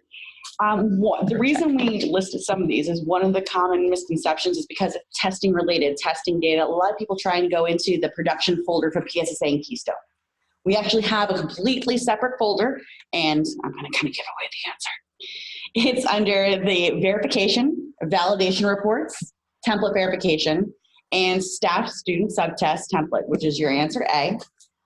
It's a lot of wording, but if your PIMS administrator should know these. It should be very common. Anytime you submit a template to PIMS, there's a verification report, which basically just spits back out to you, hey, after all your ETL errors, after all your DQE rules, what do we see? What do we have up here at PDE that you gave us that's clean? So I highly recommend not only running we'll mention some of them, but the PVAAS, PIMS error reports to help you clean your data. But once you feel all those errors are clean and you're good to go, run this verification report. And a lot of LEAs actually take this to Excel, split it out for their buildings, and kind of already have the rosters saying, when RV opens, this is what's going to show. You're ready to go. Here's some information for you. So it's a very, very useful report. Yeah, so definitely write down that it's under the validation, verification, and then that template details report. Okay, so communications and access. So we're gonna be talking a little bit about making sure, all that information is updated around PIMS administration. Talk a little bit more about the PVAAS account. So I'm going to talk about the PVAAS account. So I'll probably turn it over to you to talk about the other piece. But as I mentioned earlier, there really are 6 different types of PVAAS accounts in the system. There are 2 state level. Really, there's a state administrator account, which is our PVAAS team. It's our state PVAAS team. We're the ones that hold that statewide administrative account so that we can basically control any statewide users, any users at PDE, that need that statewide information. But we also then control the one district admin account holder for every district LEA. So there is only one district admin account holder per district, and we control that account. All other accounts, though, are controlled locally. So we on the PVAAS team can only, even SAS EVAS, they don't even control it. They control any of them. Yeah. Right. So that's the only thing we can control, because local districts, you know who should have access to your data. So that district, and we give you the little chart, the district admin account holder then in your district is the one that can control district level users. So those might be some of your district level your staff. You might have assistant superintendent, director of curriculum, director of special education. Those would be district users, examples of district users. They would also control and manage the school admin's accounts. The school admin accounts, there's one per school. So oftentimes that's the principal, or if they designate someone else. And then that principal, or whoever that is, that has that school admin account, that one per school, then controls and manages all the school users, which is all of your teachers, your counselors, whoever else might need accounts per school. So really, if people need access or have some questions about accounts, it's a decision really that's local. We can help support you and maybe direct you to maybe who to talk to. If you're not sure, you can contact our team, but really a lot of those decisions and a lot of the management is local, except for that district. Or helping a new school admin so that they know how to make the changes in the systems for the access for the teachers or staff. But again, we can't even get in there and help you change it. We can walk you through it and we can tell you who to go to. Right. So it's not just that. Account structure might help you, though, do that. If you ever want to see PVAAS, someone needs a demo account. They shouldn't have an actual live account.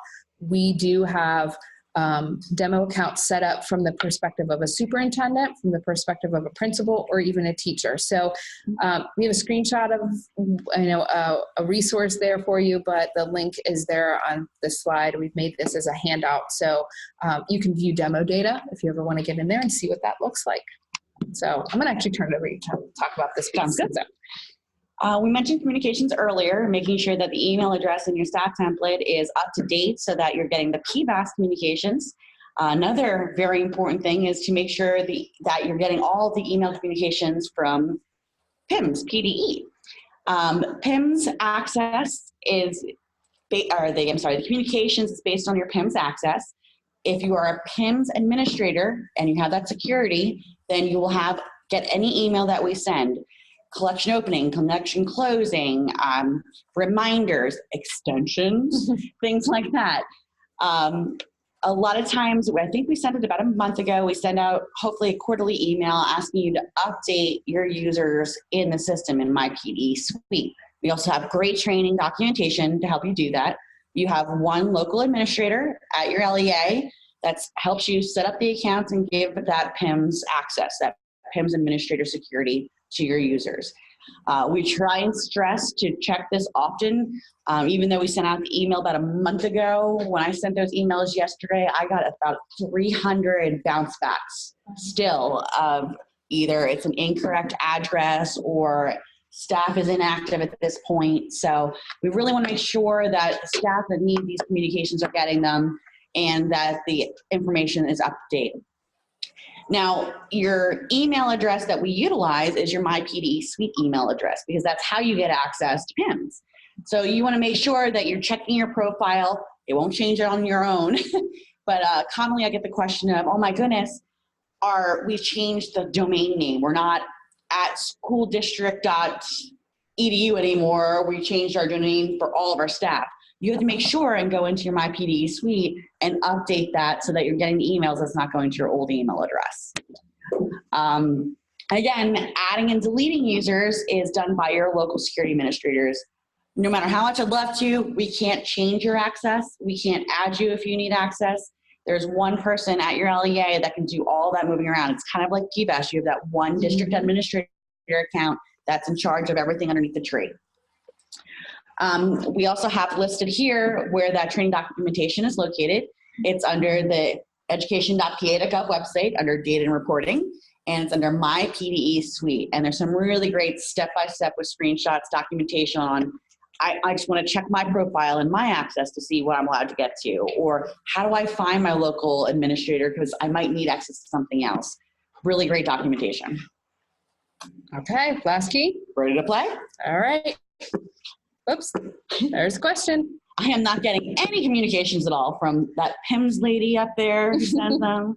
Sometimes I get too many of those PIMS communications. No, I'm not getting any PIMS communications. My friend in the next door LEA said she got an email reminder, let's say, about a collection opening, and I didn't get it. How did this happen? Let's say, should staff email the RA account, the Q&A RA account at RADDQ data collection? Email us there for anything you need, except for this.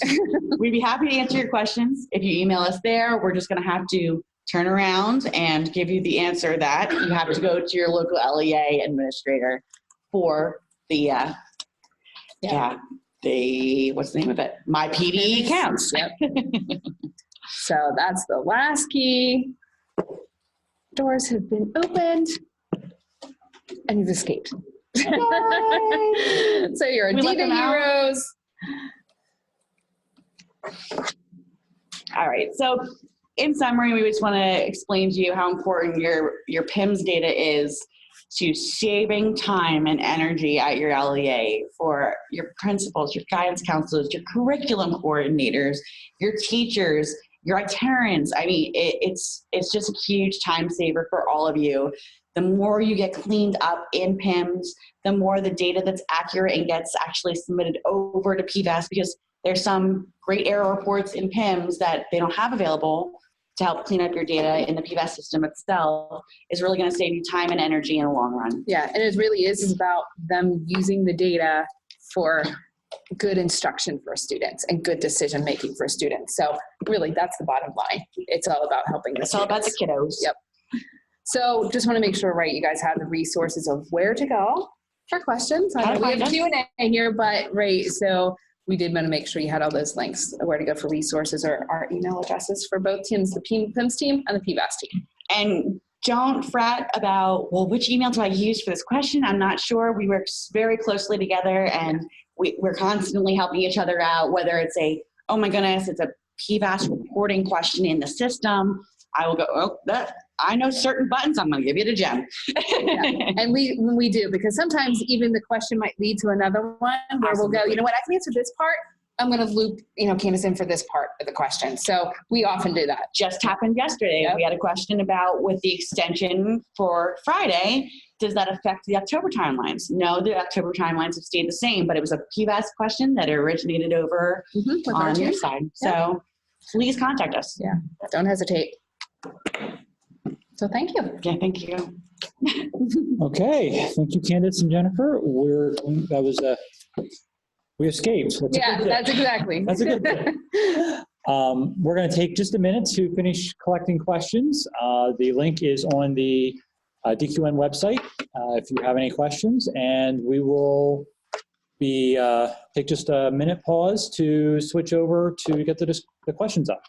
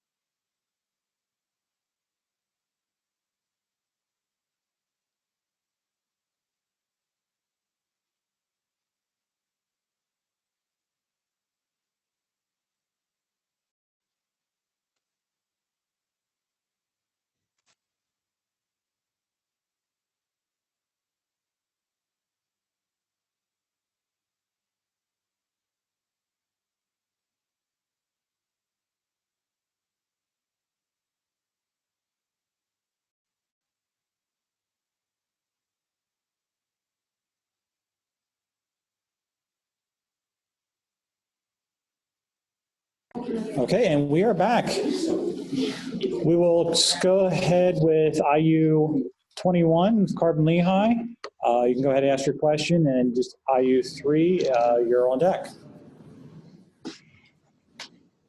The staff that had PVAAS access did not leave the district, but moved to a position that they no longer require PVAAS access. How do I deactivate their account? Is it as simple as uploading staff with NPA? Well, and I would say there are two ways. You could, depending on when that, remember, the deactivating will only happen one time with that January submission. So if there's going to be a long enough time when you want to deactivate the account without, PVAAS automatically doing that, depending on the type of account they are, say they are a school user, the school admin account holder could go in and simply by going into their account, and there's one button that literally a link that says deactivate account. If they're not sure how to do that, contact our PVAAS team, we could do that. Or, if it's a close enough time to that January submission, you want to deactivate, then. In this situation, the staff would still be active. So even though I'm pulling the staff during the deactivation process, it would not deactivate them with an NPA. It will not override something that's in the system. So in this situation, if you're still active in your LEA, listed that way on the template with an assignment, you're definitely going to want to go to your school administrator and have them change it to an NPA, which is no PVAAS access, if you no longer want them accessing the students. Great. And you could deactivate their account. You could deactivate the account manually completely, or you can, yeah, absolutely. You can do that anytime. So in this case, my PVAAS data can't really help you because they're still active in your LEA. Okay, thank you.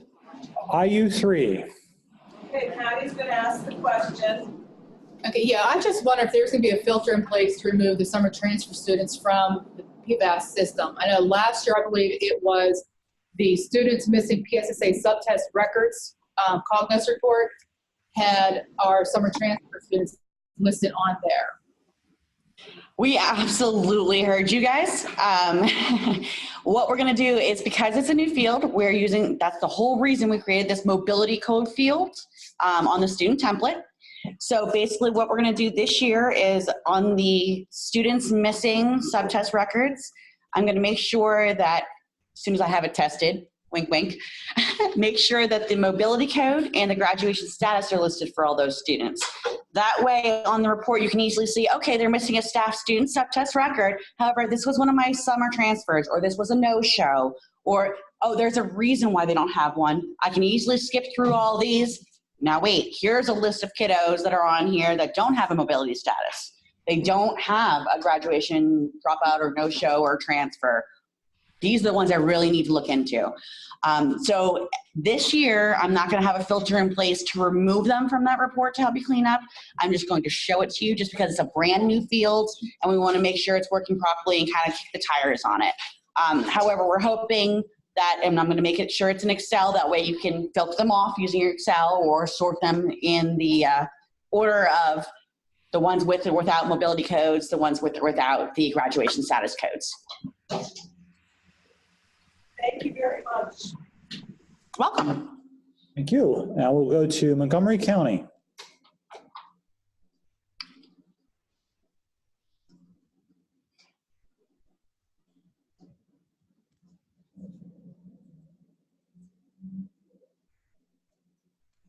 Oh, there they are. Hello. Thank you for what you do. I appreciate it. Good information today. Essentially terminated staff. I have an issue with my HR department where I have to ask them to change their email addresses, and I really don't want to edit my staff file. So why do we need their email address when they're an MPA, no longer, they're terminated essentially in MPA?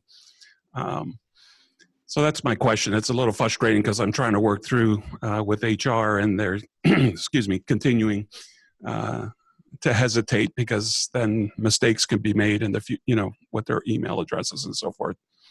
Anyway, thank you for listening. Yeah, thank you. Unfortunately, this one you should probably go to your sys vendor about. You should not be submitting to PDE their personal email addresses.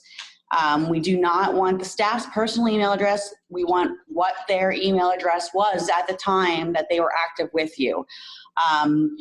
I do not believe there's a current use for them after the deactivation period that you need to keep updating that email address for any other purpose other than the fact that it's needed for the template. So I would definitely go back to your sys vendor, see if there's a way that you can have a separate field. It sounds like whatever sys you're using is using that email, their personal email address, to give them access to W-2s for your LEA. But unfortunately, we should not be collecting their personal email address. So sorry if that doesn't really help, but hopefully you can find a little workaround for that. Thank you. Yeah. All right, thank you. I think that is all the questions. They were easy on us today. Yeah. They were. So Greg, can I have a question for you? Sure. When's the PVAAS submission due? The first one is Yeah. on Friday at noon. Yay. Yay. All right, now you're allowed out of the room. Okay. Thank you, guys. Got the key. Yeah, Thank you very much. Thank you. Excellent presentation. We will now turn it over to IU4 to talk about the Data Quality Governance Award of Excellence.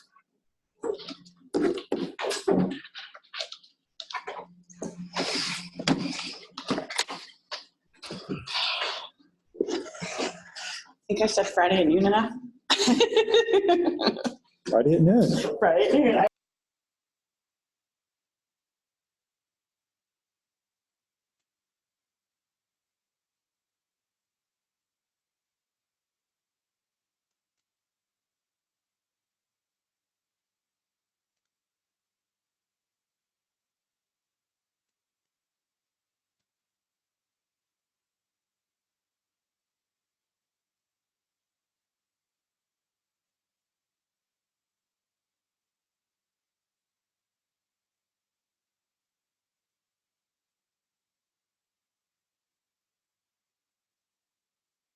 Hello? You're on. All right. Yes, it went to Donna Lloyd. Last year we had 27 people or district teams that were nominated.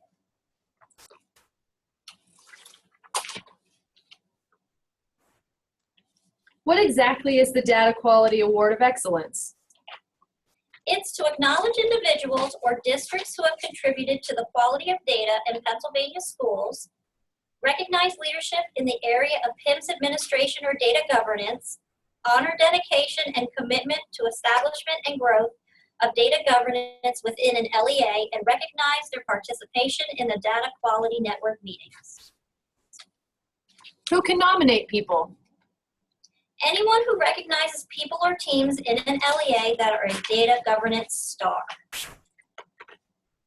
So if I know someone or a team who should be recognized, how do I nominate them?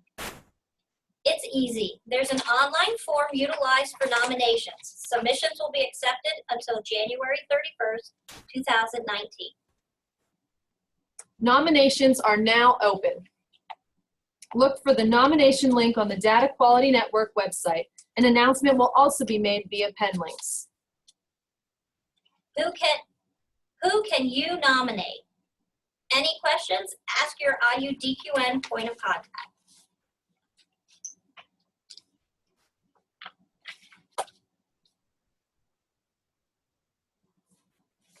Thank you.